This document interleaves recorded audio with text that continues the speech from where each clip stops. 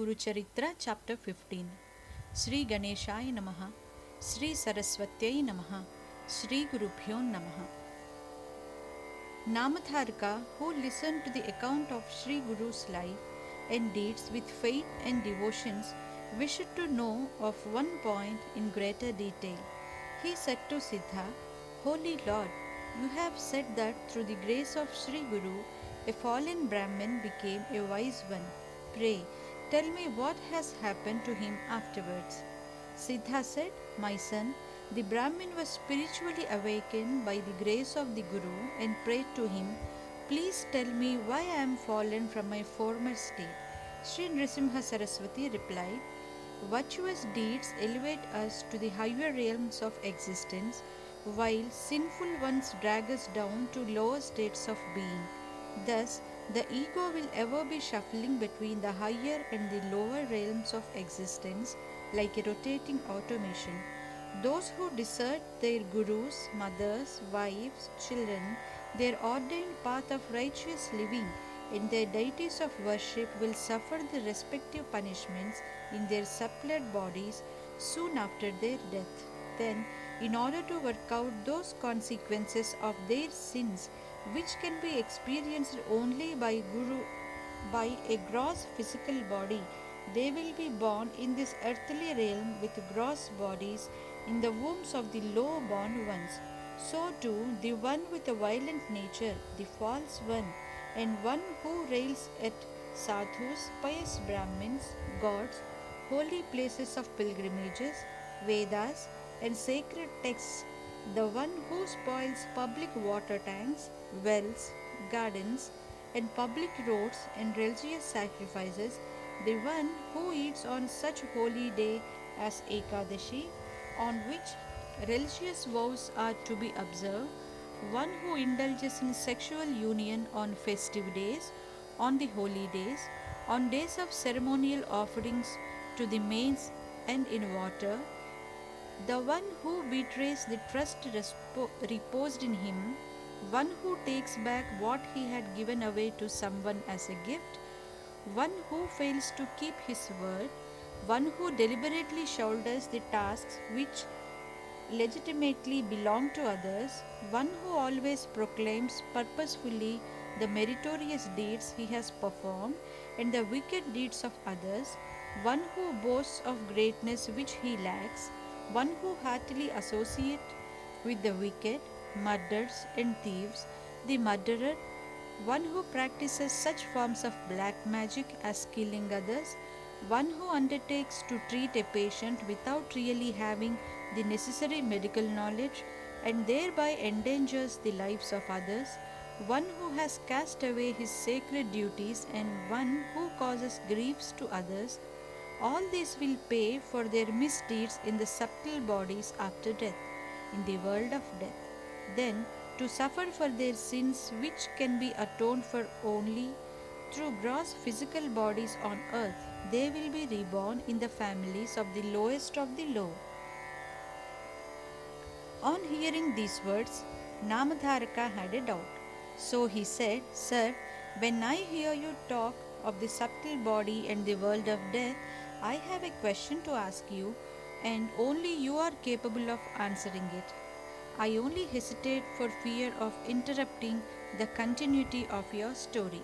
Siddha said, Namdharka, it is better for you to present your question as soon as it arose, for if you do not get it cleared, your mind will be diverted from my account of Sri Guru in ruminating over it. In this manner, it is better for you to put forth the question and be done with it rather than shutting it up in the heart for fear of interrupting my account.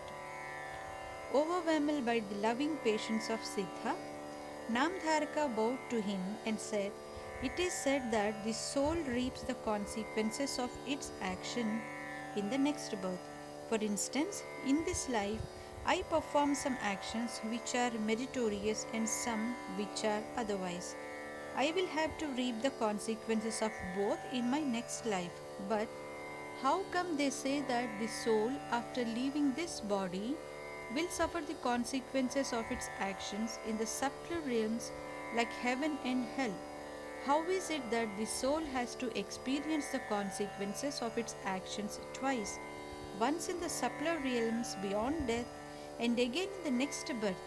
Is it just or proper that it should be so? It looks as though one has to experience the effects of a single action twice. How is it? Siddha replied, Namdharika, your doubt will not be resolved unless you listen very attentively to what I say. As you have said, it is not proper for the soul to reap the consequences twice for the same act. This physical form can stand and experience only joys and sufferings of a particular kind. Hence, it is called the body which is destined to die or fall.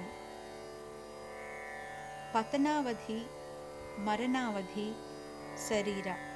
This body, for instance, cannot withstand the suffering called death. It is fit only to experience pleasures and sufferings within that range. The soul experiences these pleasures and pains which cannot be experienced through the physical body in the subtler realms of heaven and hell.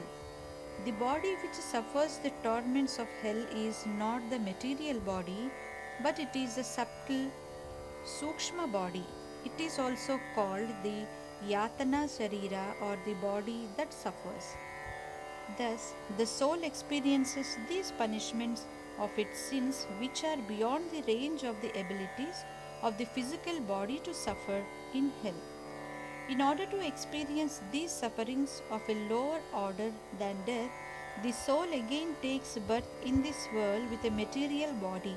Thus, the consequences of one's actions that the soul suffers in hell and heaven are distinct from the consequences of action experienced in the next birth on earth. There is no question of one paying for a single act twice, as you seem to suppose. Thus, this doubt dispelled, Namdharika asked Siddha, be pleased to tell me what kinds of sins lead to what kinds of rebirths. Siddha explained, earlier I have explained to you to some extent that sinful deeds in this birth lead to one's rebirth in the families of sinners, Chandalas. Besides, one who is vengeful, one infatuated with a low born woman, one who has given up holy acts enjoined by Shastras for daily and occasional observances, one who rides a bull, one who sells ginger, leaves, cows, and Vedas, one who partakes of a cow's milk without first offering it to the Supreme Lord of the creation, one who eats prohibited foodstuff, one who accepts the offerings of the wicked, one who robs others of their livelihood, one who sleeps during the twilight hours, morning and evening Sandhya, at dawn and sunset, even if such a one were a Brahmin in this life, will be born in the next as a sinner, Chandala. The punishment for sins which have to be endured through the subtle body in the realm of death, Yamaloka, are 8 crores and 40 lakhs in numbers. Of these, 21 are the most prominent ones. Lord Yama ordains the appropriate punishments to sinners. The sinner leaves his gross physical form on earth. Immediately after that, the attendants of death, Yama, tie up his vital forces and put them in the subtle body, Yatana Sharira, and lead him along a path in which every step forward is fraught with terrors. Then the soul will experience unbearable thirst and hunger and finds it extremely difficult to walk along. But the attendants of death will frighten him till he faints with pain and fright. They restore him in his senses and drag him along the river of pus and blood called Vaitarini, so that he sinks and floats in it by turns. Thus they take him to the presence of the Lord Death, Yama. Thereafter, undergoing all kinds of sufferings in his subtle body, he again takes birth on earth to experience the punishments for his sins which can only be experienced by him through it. If somehow he does not take birth, owing to the force of the accumulated store of physic associations, vasanas, he wanders about as a spirit, ghost, or ghoul and suffers the attendant sufferings. Now listen further. One who betrays his teachers or guru and one who puts pious Brahmins to shame becomes a Brahma Rakshasa. One who serves mean fellows will be born as an ass. One who eats alone, leaving his unexpected guests, Atithi, hungry will take birth as a hen. He who steals others' money will be born as a camel. He who pilfers fruits, leaves, and vegetables will take birth as a monkey. One who steals honey will become a bird in his next life. Stealing of flesh makes one a raven. One who steals cooked rice will be born as a rat, and one who steals water will take birth as Chataka bird. One who commits theft of food grains will become a locust. By stealing gold, one takes birth as a worm, insect, and a bird. By stealing grass, one will be born among the grass eating cattle. One who eats food without consecrating it with the appropriate mantra will be a crow in his next life. One who betrays a friend will be a kite. The boastful one will take birth as a crane. He who hurts the feelings of others will suffer from disease of heart in his next life. He who deserts his guru and one who steals gold will suffer from leprosy. He who tortures pious Brahmins will be overtaken by consumption in his future life. He who steals others' books will be born blind. He who betrays trust through ingratitude will suffer from nausea and vomitings. He who misappropriates public money will suffer chronic diseases of the glands of his neck, Gandaroga. He who usurps others of their wealth will have no children in his next life. One who steals garments will be a leper. He who utters falsehood or scandalizes others or steals food, these three types of sinners will suffer from diseases of the spleen. Theft of oil makes one suffer from stinking disease of the mouth. Theft of bronze and iron will make one suffer from white leprosy. He who swallows the funds of temple and shrines will be born anemic. Indeed, O Namadarika, all the diseases are consequences of past sins. He who embraces a woman who does not legitimately belong to him will be born as 100 times as a dog. He who willfully steals the sight of the private parts of women will be born blind. He who entices the wives of his relatives will become as ass and a snake. He who embraces others' women with bad intent will suffer heart pain in his next life. He who entices the cohabits with the wife of his uncle or a friend will be born as a dog. Women too, when they commit such sins as adultery, will suffer like punishments in the future births. As Sri Guru went on, Trivikrama asked him, Holy Sir, if once anyone knowingly or unknowingly commits any of these sins, is there no means at all of salvation from the same? Is one condemned to go through this miserable round of births? Sri Guru smiled and replied, My son Trivikrama, the sins that accrue from one's previous misdeeds can be washed off through hearty repentance, through penitentiary religious acts, and by confessing one's sins in the public assembly and by gladly receiving the punishment thereof as per the judgment of the elders. If one is not really capable of observing the penitentiary vows, he can save himself by giving away a cow or its price as gift to a pious Brahmin.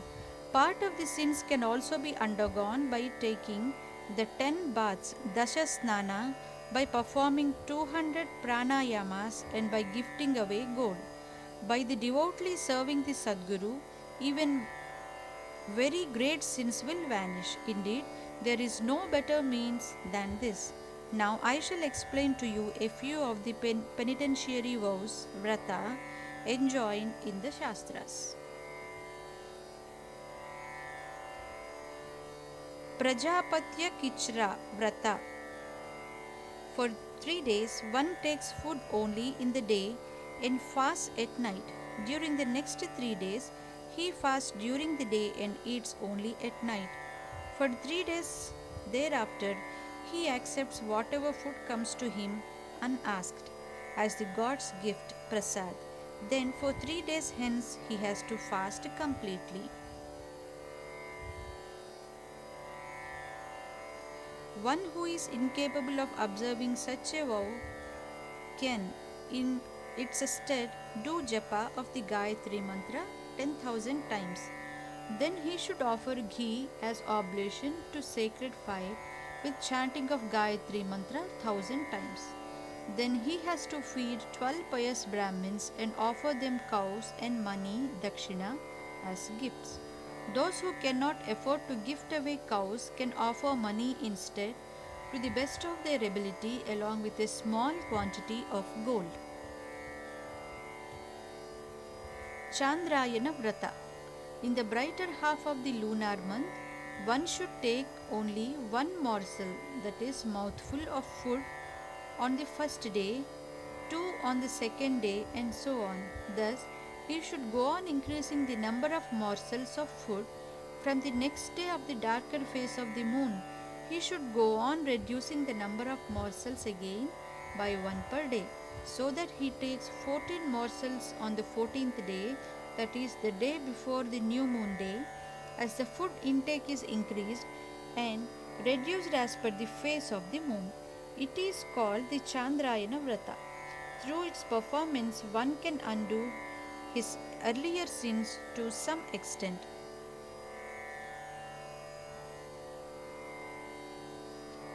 The right manner of taking food consists in partaking of 12 morsels in the day and 15 at night. This is sufficient to maintain the body in perfect health. By eating only a little food for 1 month or subsisting on only milk will also purify a man from his sins to some extent. When leaves of bilva tree, peepal twigs, lotuses, and darbha grass are put in water and the water is used for bathing, it removes some of the sins. Pilgrimages also purifies a man through partially. Holy dip in the Ganga or in the sea at Rameshwar, the performance of japa and other spiritual practices in holy places will cleanse one of even the sin of killing a pious Brahmin. The following sins can be annihilated through the corresponding japa of the Gayatri mantra. Number of japa, sins destroyed. 1 lakh japa, drinking. 1 crore japa, killing a Brahmin. 8 lakhs japa, adultery with the Guru's wife. 7 lakh japa, stealing gold. Shastras enjoin the chanting of the following portions of the Vedas for 1 month for the annihilation of all sins. The 610 Pavamani Suktas, the 2 Suktas of Indra and Mitra,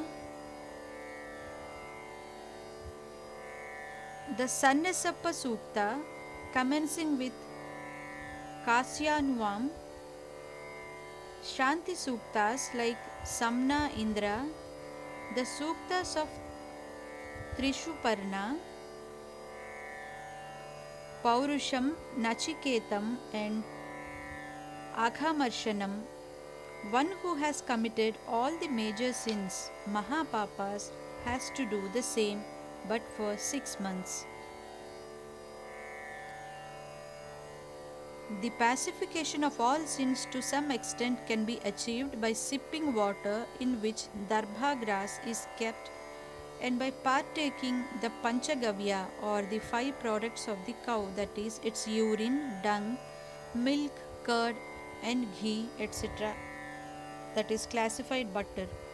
If both the husband and wife have committed sins, then both of them have to observe the penitentiary vows. Even if one has not personally committed sins but associated himself with sinners, he shares them. Such a one has to observe the penitentiary vows. Namadharika, mark this one truth carefully. Suppose a pot is full of toddy and it is placed in the river Ganga. However long it is kept like that, the liquor does not escape from the pot, nor does a drop of the holy Ganga water enter the pot. So too, if one is not devoted to Lord Vishnu, the all pervading divine, his sins are not washed away by any number of penitentiary vows he may observe. One has to observe the vows with faith in and devotion to the Lord. In the absence of faith and devotion, it is useless to observe these vows. So said Sri Guru to the fallen Brahmin and added, "You have deserted your parents in your previous births, so you are now born as Chandala in this life. If you take bath every day at this Sangama, you will be purified."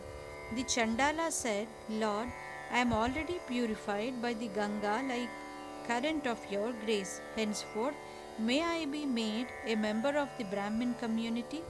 Sri Guru replied, "My son, if the impurity of your physical constitution is totally dispelled, that will certainly be possible.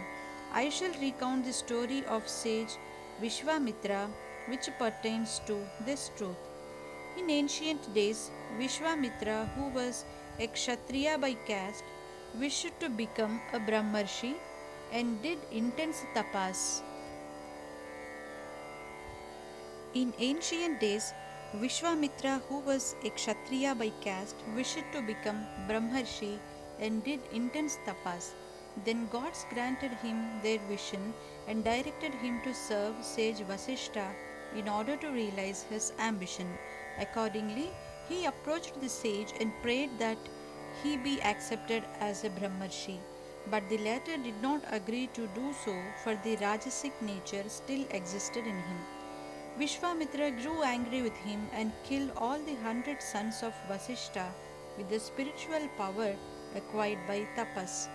Indeed, he wished to kill the sage too, but was afraid of his Brahmic power, that is totally sattvic nature of his tapasic power.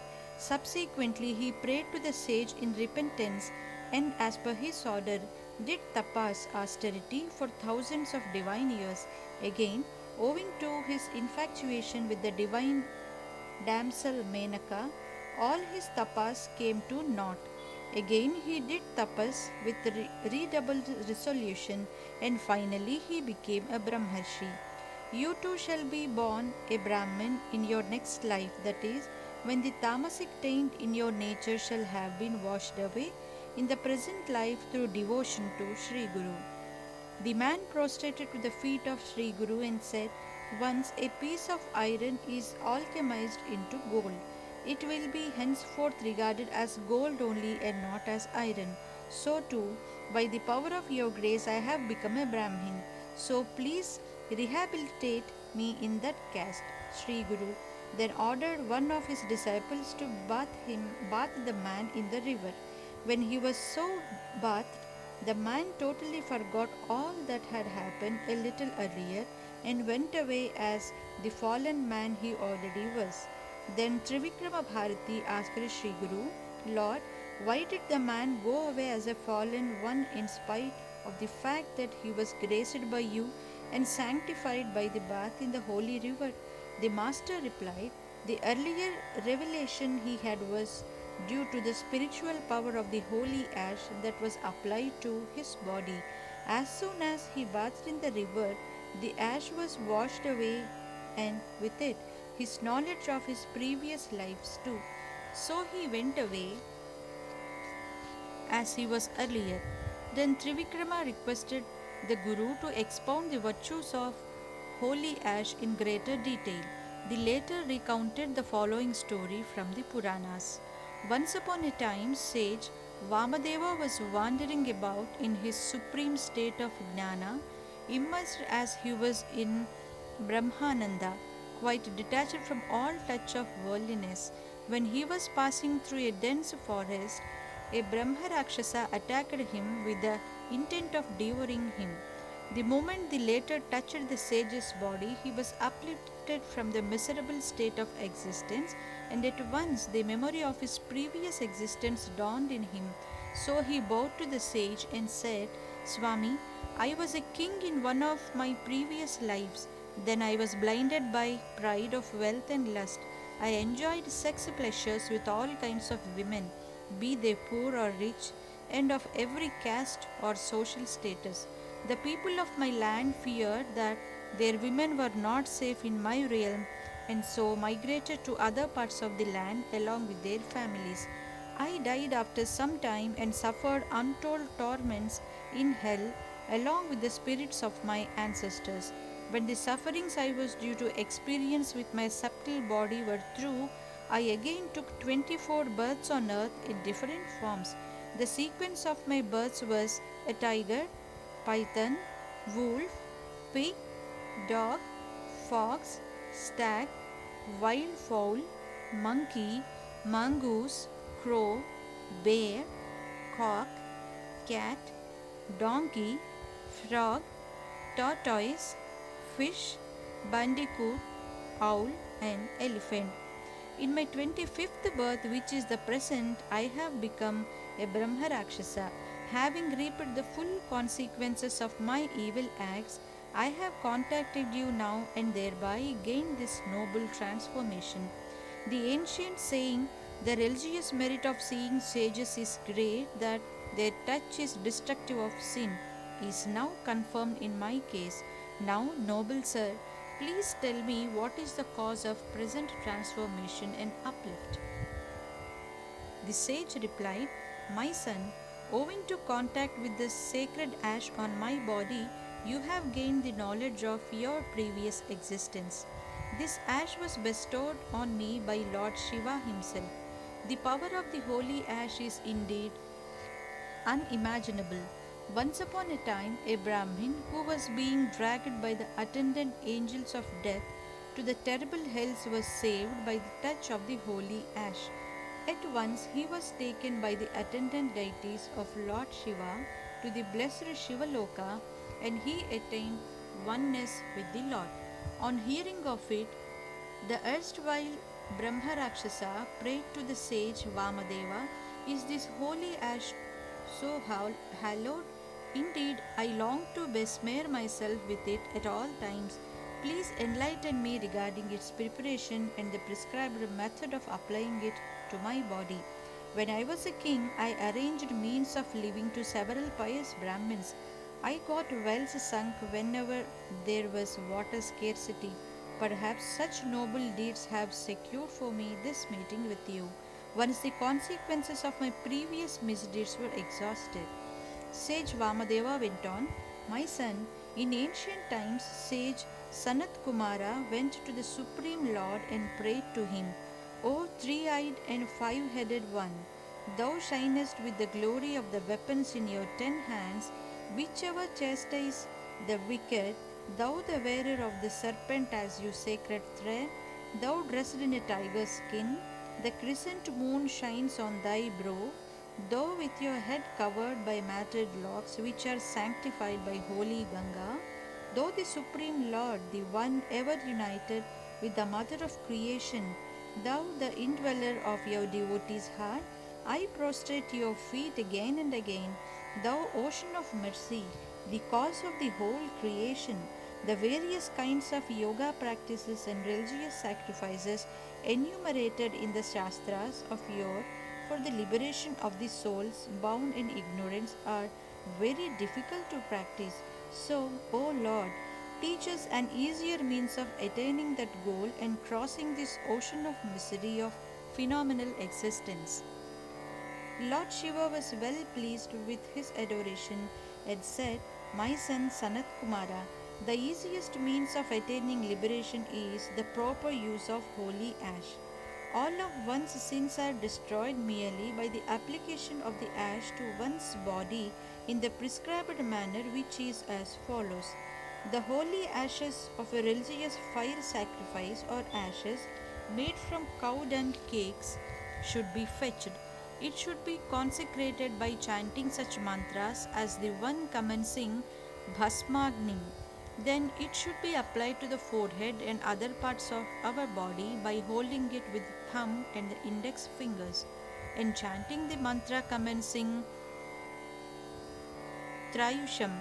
Thus, three beautiful lines horizontal will be drawn on the forehead. These are called the Bhasma Tripundras. They signify the three sounds A, U, M, the trinity of gods, the three gunas, the three souls, Jivatma, Pratyagatma, and Paramatma, the three powers, the three Chandasas meters, the three Vedas, the three realms or states, lokas of existence, the Trishavanas ritual bath at dawn, noon, and sunset. This holy ash burns up one's sins. All can wear it in this manner, that is, irrespective of caste distinctions. Even if one does not know the relevant mantras and is an ignorant one, if he wears it with faith and reverence, it will be as efficacious. There is no other thing which will help one to attain liberation. One who has reviled at cows or the ladies of another's family, or one who has betrayed them, one who spoils full grown crops, one who purposely hurts the minds of others, one who sets houses on fire, one who sells such holy things as betel leaves and the Vedas, one who is given to uttering falsehood, one who accepts base things from persons of a base temperament, one who commits adultery with widows and Shudra women. All those who commit such other sins are these, either knowingly or unknowingly, if they regularly apply holy ash with faith and reverence, shall be liberated. The Darpa or Kusa, grass which is capable of securing all the four objects of man's efforts, the holy ash and Rudrakshas, by wearing these, one becomes worthy of honors even in the divine realms of existence, heaven. It needs no mention that the holy ash, which can annihilate the sins of thousands of past lives, can eradicate all diseases. By wearing the holy ash, one can secure all higher states of existence, lokas, and gradually attain to Kailasa, the highest loka, the abode of Lord Shiva.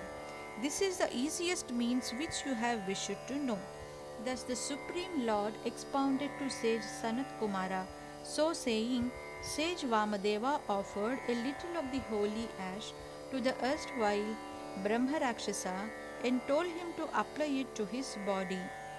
The moment he did so, he left off his body of a Rakshasa and was liberated. Anon came a heavenly aerial vehicle, took him in and left for the heavenly realms. So, Trivikrama, apply the sacred ash to your body with full awareness of all I have told you. Trivikrama agreed to do so, prostrated to Sri Guru, and went away. Sri Dattaya Gurave Namaha, Sri Sripada Sri Vallabhayai Namaha, Sri Nrsimha Saraswatyai Namaha.